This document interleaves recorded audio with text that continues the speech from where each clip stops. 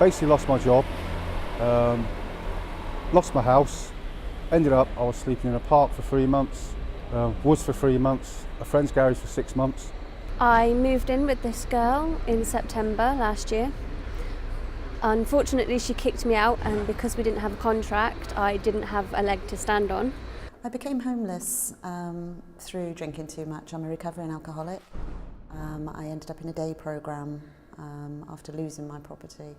Well, really the truth is that I kind of wasn't managing my life very well. I was kind of spiralled out of control with abuse and on myself, and just kind of ended up roaming the streets. Each has a different backstory, but they all share the same experience: homelessness.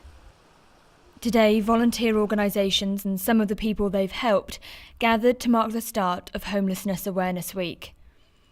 You only have to walk from the bottom of Park Street to the top to know that this is an issue in our city. Well, it's increased steadily, I think, since 2013. There was a big increase in homelessness, a number of people coming to our services, and also a big increase in rough sleeping back then as well.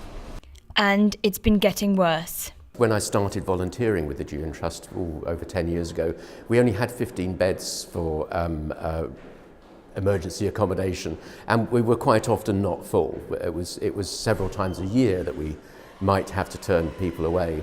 These days we have 18 beds, and it's unusual that we're not packed and unusual that we're not turning people away. So from that perspective, it seems to be a bigger problem than it once was, and it's not going away.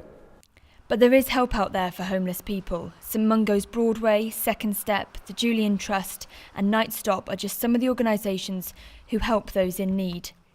There's some amazing people, amazing services, and truth is I would be dead, and that's how I honestly feel, and some of my experiences I would be dead.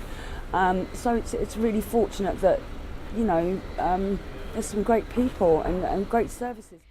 Homelessness Awareness Week will finish on Friday with a sleep out, encouraging others to see what being on the streets is like through a rough sleeper's eyes. I'm Ellie, on Park Street for In Bristol TV.